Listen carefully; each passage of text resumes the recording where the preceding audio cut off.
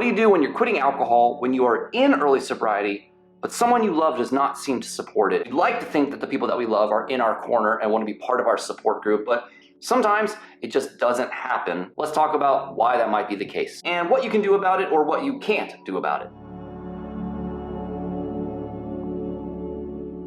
Now, tip number one, I want you to think of yourself as a mirror. Anytime anyone chooses to begin a healing journey, whether it's overcoming addiction or quitting alcohol, people can be threatened by that. And even in early sobriety, although it's easy to take it personal, we can't take it personal because that's about them.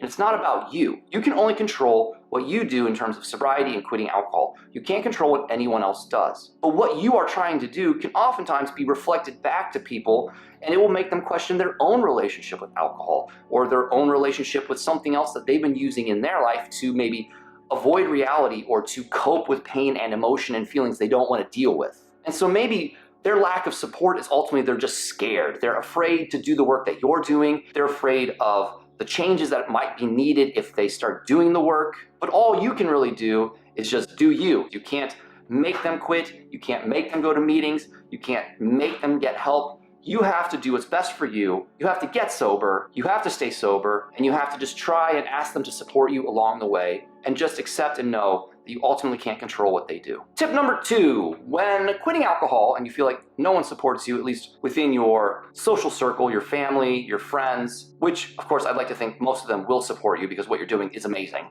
The next step is that you have to go out and you have to find support. You have to expand your social circle into a world where there are like-minded people, where there are groups that will understand what you're trying to do and they will support that and they will also help hold you accountable.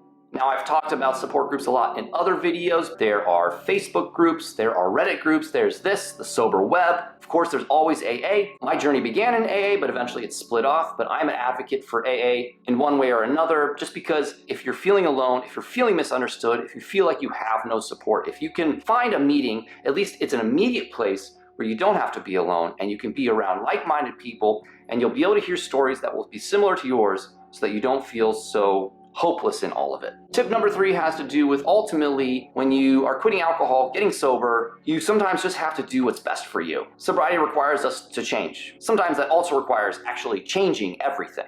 Now, I'm not saying that you give up on a relationship, that you consider divorce, that you break up with a partner. Ultimately, we want our relationships with our loved ones to work. But going back to number one, you being a mirror and the work that you're doing right now might reflect in others things that they don't love about themselves or they feel that needs to change. Sometimes, unfortunately, that can push people away. But ultimately, you can only do you, and eventually the other parties involved have a right to choose what they want to do about it for themselves. And you can grow together or you can grow apart. What that looks like, what that feels like, what that ultimately ends up being is going to be different for everyone. But sometimes part of the sobriety journey is that change is necessary both internally and externally. Because the reality is in life, if we choose to heal, if we choose to get sober, and someone else can't support that because maybe they can't, or they don't want to, or they don't know how to, they are responsible for themselves while you are responsible for you. You've got to do your recovery journey and they've got to do their recovery journey. And ideally in a perfect world,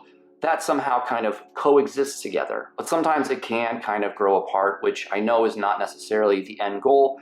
But when it comes to your sobriety, you've got to do what's best for you, because if you believe in your sobriety and why you're getting sober, that has to take precedence almost over everything else sometimes. Which leads me to my final tip.